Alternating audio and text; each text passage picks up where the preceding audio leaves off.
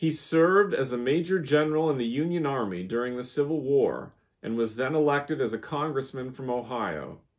He was nominated for the presidency by Republicans as a compromise candidate. After winning a close election, in his short administration, he was an advocate for civil rights and civil service reform.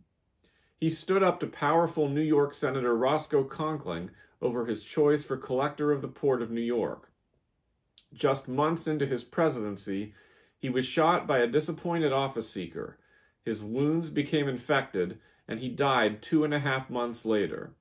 He was buried in Cleveland, in perhaps the most elaborate presidential tomb. He is our nation's 20th chief executive, James A. Garfield.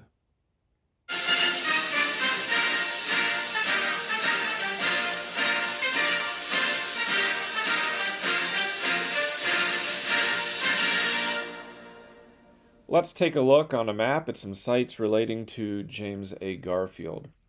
Garfield was born in Moreland Hills, Ohio, in this area near Cleveland. If you go there today, you can see a reconstructed log cabin where he was born. His estate was in Mentor, Ohio, to the northeast of Cleveland. It's called Lawnfield, and it's today part of the James A. Garfield National Historic Site. You can tour the house. There's some grounds and a small museum there. Now, Garfield was shot in Washington in July of 1881 at the Baltimore and Potomac Railroad Station. That railroad station is no longer there. It was on the National Mall. It's now the site of the National Gallery of Art. And just in the last few years, they have put up some historic markers there where the shooting occurred. He did linger for 2.5 months and went to New Jersey at a seaside cottage to recover, and he did die at that location in Elberon, New Jersey. Now let's take a look at some photographs of these locations.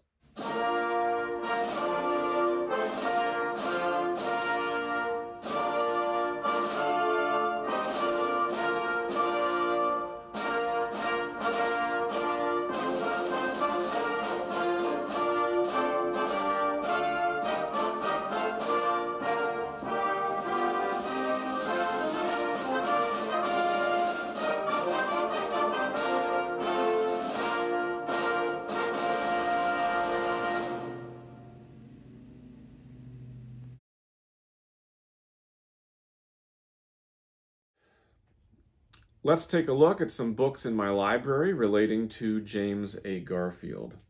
The first is a good biography that covers Garfield's full life.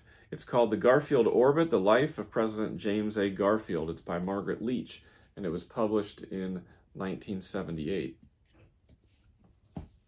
This is a nice small booklet by the National Park Service. I got this at the James A. Garfield National Historic Site.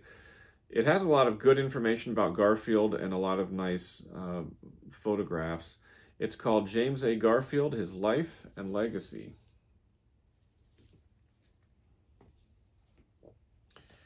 This is another book that has a lot of historic photographs relating to Garfield and his life and places associated with Garfield. It was published in 1986 by Richard McElroy. It's James A. Garfield, His Life and Times, A Pictorial History. This book is called Dark Horse, The Surprise Election and Political Murder of President James A. Garfield by Kenneth D. Ackerman. It was published in 2003. And it's a good book that covers the 1880 campaign, Garfield's brief administration, and of course his assassination. I have some other books that tell about Garfield's assassination. This is a good best-selling book by Candace Millard. It was published in 2011. It's called Destiny of the Republic, A Tale of Madness, Medicine, and the Murder of a President.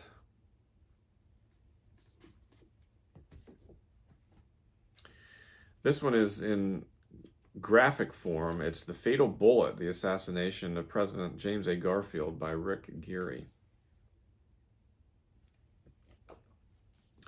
And lastly, I have a small leaflet here from Lakeview Cemetery about the James A. Garfield Monument.